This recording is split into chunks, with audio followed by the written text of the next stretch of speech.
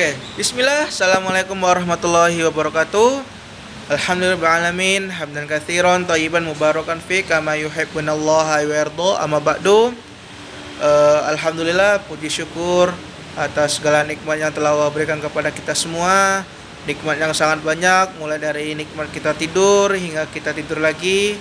Oleh karena itu, marilah kita memperbanyak syukur kepada Allah Ta'ala. Sebelumnya saya perkenalkan diri dulu. Saya Muhammad Iqbal Ramadan atau Muhammad Iqbal Ramadan. Nomor NIM saya 8565470027. Saya dari Universitas Terbuka Pekanbaru Riau. Sebelumnya selamat malam kepada Ibu Tutor pelajaran filsafat ilmu atau ilmu filsafat, yaitu Ibu Anissa Ratna Nugraini, SSI MPD. Sebelumnya Ibu, saya mohon maaf karena saya sekarang sedang bekerja, jadi ya tampilannya masih pucat rambutnya, dan ini saya buat videonya ini jam 9 malam karena baru sempat ya Ibu. Jadi tugas dari Ibu untuk tugas tutorial pertama ini membahas tentang apa itu ontologi, epistemologi dan aksiologi. Sebelumnya saya mengerjakan ini, saya menggunakan laptop ya Ibu. Nah, ini jawabannya ini adalah dari beberapa sumber atau website yang sudah saya baca, lalu saya buat dengan bahasa saya sendiri ya Ibu. Jadi saya tidak asal main copy paste, tapi saya mengetik dari beberapa sumber yang sudah saya baca Bu. Yang pertama itu adalah ontologi. Ontologi itu kalau dari pemahaman saya itu adalah hakikat dari yang namanya hakikat realitas. Hakikat realitas itu seperti apa? Hakikat realitas itu seperti kita akan membahas sebuah ilmu, sebuah kajian ilmu, tapi kita tahu apa yang akan kita bahas. Jadi maksudnya yang ilmu yang akan kita bahas itu kita tahu ada atau tidaknya. Jadi apa? Jadi kata kunci di sini adalah apa yang akan kita bahas dari kajian ilmu tersebut.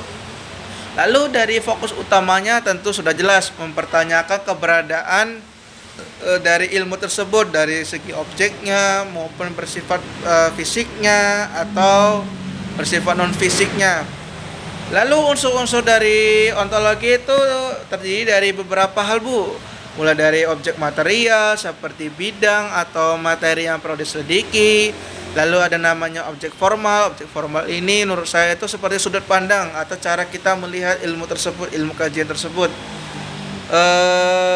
Lalu contohnya itu kalau di sini Bu, seperti dalam ilmu kedokteran itu ontologi itu bagian tubuh manusia itu sebagai objek material yang akan kita bahas atau yang akan disembuhkan oleh dokter tersebut atau yang akan dioperasikan oleh dokter tersebut. Jadi kesimpulannya adalah ontologi adalah membahas tentang apa yang akan dikaji oleh sebuah ilmu pengetahuan tersebut Bu. Jadi kuncinya adalah apa ini? Apa yang mau kita bahas? Apa yang mau kita kaji nih? Apa yang mau kita pecahkan itu? Jadi ontologi itu step awalnya, atau kita tahu apa yang akan kita lakukan atau kita kaji.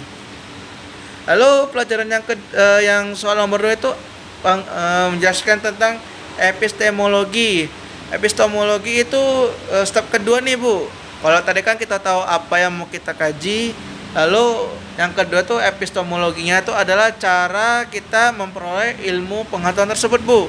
Jadi setelah kita tahu apa yang mau kita kaji, kita harus tahu dong ilmu pengetahuan tersebut kita ambilnya dari mana. Contohnya kalau dalam agama itu seperti hadis tentang misalnya contohnya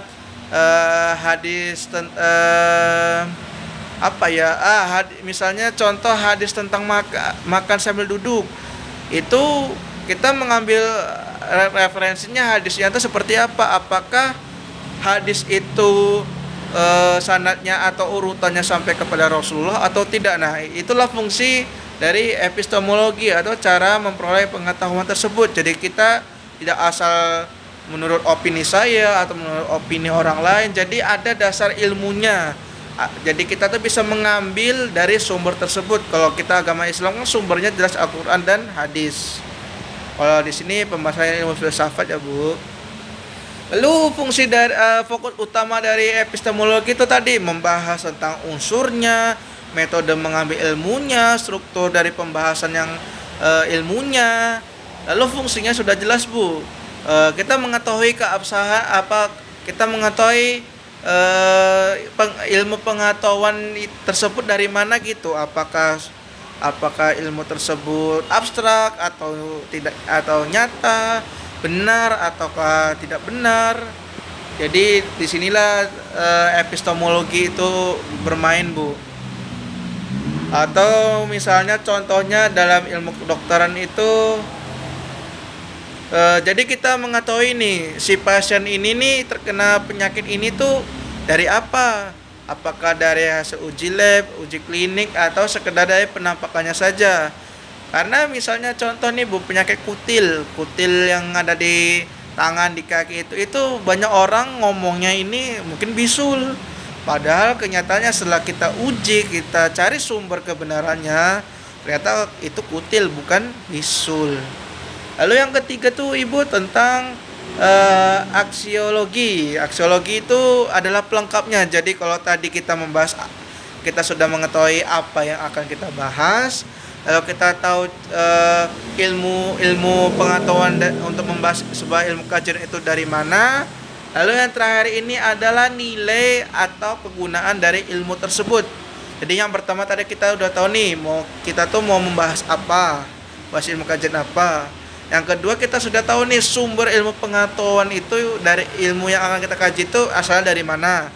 Yang ketiga itu adalah kita tahu nih kegunaan dari kajian yang kita bahas tadi itu apa manfaatnya nih. Jadi fokus utama dari aksiologi itu tadi adalah menilai manfaat ilmu pengetahuan bagi manusia. Lalu fungsinya tuh seperti yang saya bilang tadi, dia tuh mengarahkan atau memberikan tujuan. Apa sih tujuan dari ilmu kajian yang kita bahas sekarang ini? Jadi begitu, Bu. Jadi kesimpulannya adalah ontologi itu adalah pembukanya atau awalnya, jadi step awalnya. Jadi kita ini tahu apa yang mau kita bahas nih.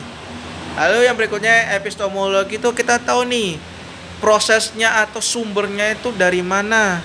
Dan yang terakhir itu adalah aksiologi, itu manfaatnya itu dari mana. Terus apa hubungan keterkaitan dari ketiga tersebut? Jawabannya simpel, Ibu. Yaitu jawabannya adalah ketiga-tiganya, baik ontologi, epistemologi, dan aksiologi itu saling berkaitan. Mengapa? Karena seperti tadi, Bu, yang saya bilang. Yang pertama, kita harus tahu apa yang kita bahas. Yang kedua, kita tahu sumbernya dari mana, sumber pengetahuan untuk mengkaji sebuah kajian tersebut atau kajian ilmu pengetahuan tersebut. Yang ketiga adalah kita tahu manfaatnya nih dari kajian pengetahuan yang kita bahas.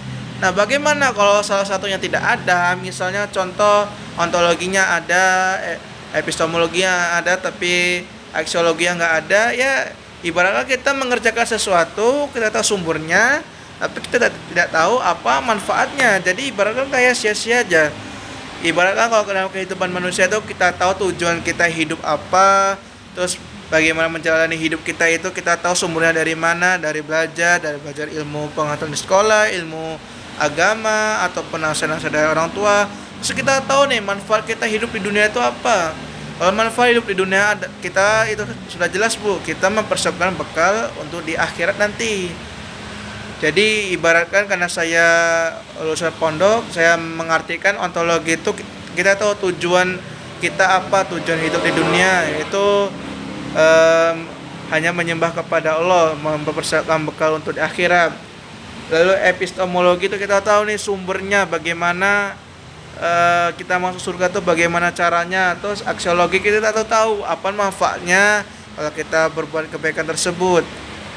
Jadi sekian untuk pembahasan tugas tutorial 1 ini, Bu. Mohon maaf kalau penjelasannya kurang lengkap atau agak ngeliwar kanan kiri atau juga penampilan saya yang masih kucel karena saya masih bekerja.